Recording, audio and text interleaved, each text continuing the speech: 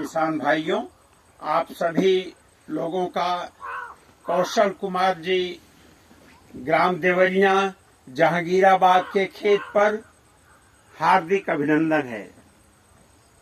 मैं डॉक्टर रामकुशल सिंह, सलाहकार द सक्सेरिया विश्वास शुगर फैक्ट्री, शरतकालीन गन्ना की बुआई के कुछ रहस्यमय बिंदुओं पर चर्चा करना चाहता हूं, जो छोटी सी गलती आप लोगों से होती है जिसके कारण आपकी पैदावार बाधित होती है। इसी को ध्यान में रख करके हम लोग हर क्षेत्र में प्रशिक्षण कार्यक्रम चला रहे हैं, जहां किसान भाइयों को हम डेमो देते हैं कैसे बुआई की जाए, कैसे ट्रंच से कूल निकाला जाए, लाइन निकाला जाए। आप देखिए 4 फीट की दूरी पर 2 फीट में 2 लाइन, 9 इंच गहराई और सीधी लाइन होने से, चाहे आपका खेत पूरब से पश्चिम का हो, चाहे पश्चिम से पूरब का हो, उत्तर से दक्षिण का हो, सीधी लाइन निकालने से प्रकाश की किरणें बराबर पड़ती हैं और हवा एक तरफ से आती है, दूसरी तरफ से निकल जाती है, जिससे आपके जो फसल है, गन्ना फसल, उसकी बढ़वार में कोई असर नहीं पड़ता, बल्कि गन्ने का वजन बढ़ता है, लंबाई बढ़ती है और गन्ना नहीं गिरता। अब बातें आती है, जैसे कि कौशल जी ने यहाँ पर, सचिन जो यहाँ के इंचार्ज हैं, ये सीड ट्रीटमेंट कराए हैं, यानी गन्ने की बुआई से पहले आपको बीज उपचार करना आवश्यक है। यहाँ पर इन्होंने हेक्सा स्टाफ, आप देखिए कोई भी बॉविस्टीन हो, चाहे फंजीसाइड हो, ट्राइकोडर्मा हो या जीवामृत हो, इससे बीज का उपचार करने से जमाव अच्छा होता है। चूंकि यहाँ पर 238 की बुआई हो रही है, जो 238 सभी चीनी मिलें छोड़ रही हैं। हमारे कौशल जी या बिस्वा चीनी मिल क्षेत्र के जितने जैविक किसान हैं, जो गाय पाले हुए हैं, जो जीवामृत बना रहे हैं, घन जीवामृत बना रहे हैं, तो जैविक उत्पाद के सहारे इनके 238 गन्ने में कोई रेड राट की बीमारी न लगी है और न लगेगा। क्यों? क्योंकि ये रेसिस्टेंस पैदा करते हैं, ये जीवामृत में बायो स्टिमुलेंट पैदा करते हैं।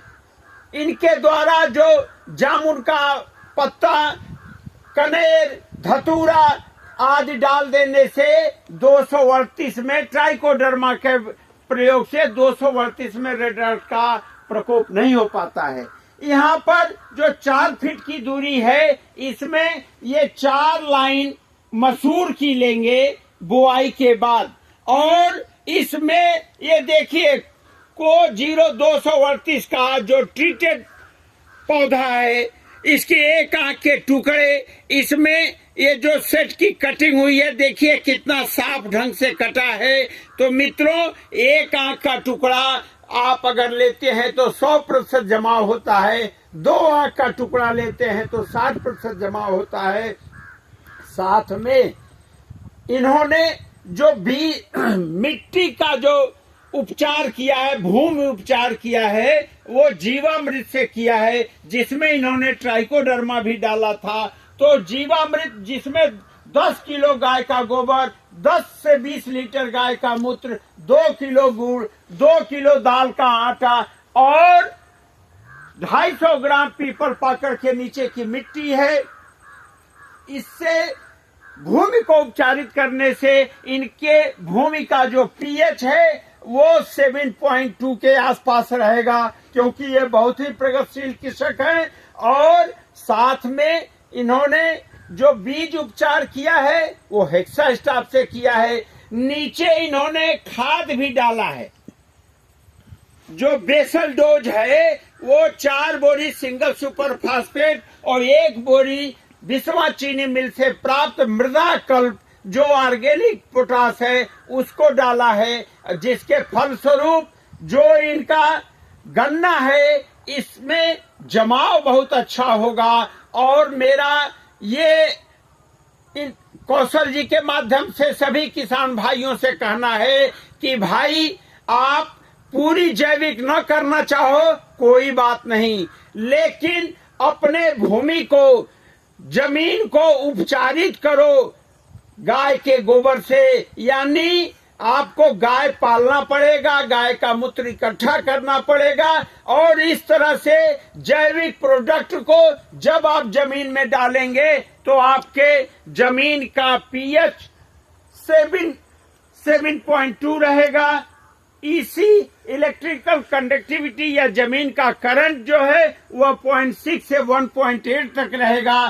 तो आप पहले, जब तक आपको पूर्ण विश्वास न हो, जैविक के साथ इनऑर्गेनिक फर्टिलाइजर भी डालें, लेकिन प्रति इकाई क्षेत्रफल में अपनी उपज बढ़ाने का सबसे बढ़िया तरीका है कि आप इंटीग्रेटेड जैविक और जैविक खेती करें, जिससे कि आप प्रति इकाई क्षेत्रफल में दोगुना लाभ कमा सकें। जय हिंद, जय भारत।